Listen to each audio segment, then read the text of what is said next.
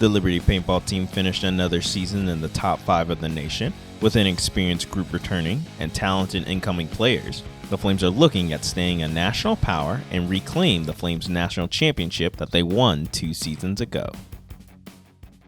And joining me now is the assistant coach of the paintball team, Aaron Thompson. Aaron, thanks for sitting down with us. Yeah, thanks for having me.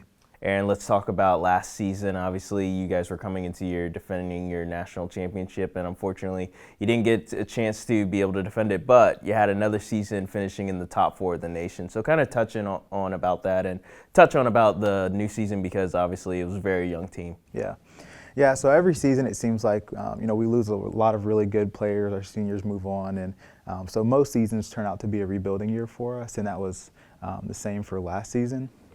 So going into nationals, we knew, top contender. We just came off a championship win, the first one that we've had in our program's history. So everyone's really psyched about that. But also, we kind of had that understanding of, we're not the same team we were from the year before. So we're gonna have to really fight hard, and our guys really fought hard.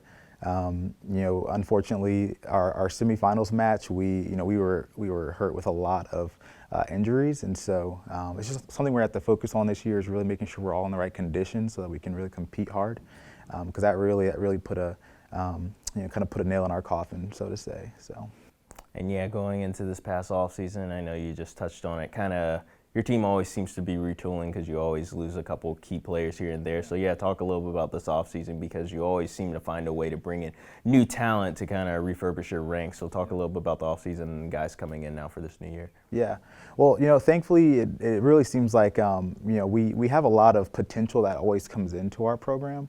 Brian and I we're really big on just trying to take players where they are and build them up, and we don't always get the top D1, D2 guys coming out to our program here at Liberty. We get a lot of times it's just newer players to the sport, players that haven't even done much of tournament paintball yet. So we have a really cool opportunity of kind of molding players into how we think they ought to play and really help develop the skills and the good habits.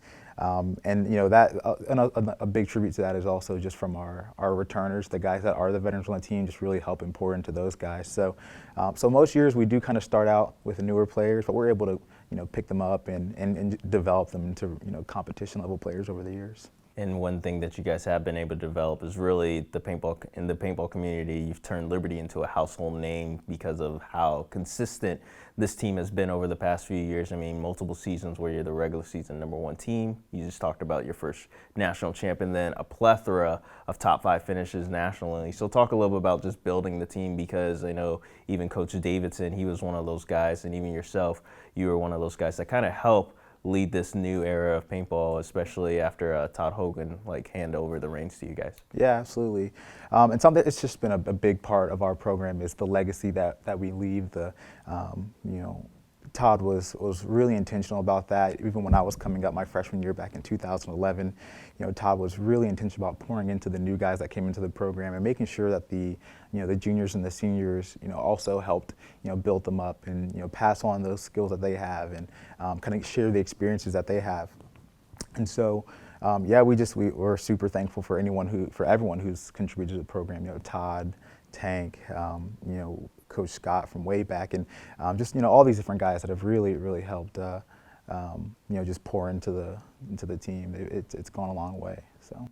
And now going into next season, I know it's still a little bit early to talk about expectations and things of that nature, especially before you guys had your first practice. But yeah, let's talk a little bit about those expectations and what you're expecting with this new group that you have coming in this season, especially since a lot of your guys gained a lot of valuable experience at nationals last year.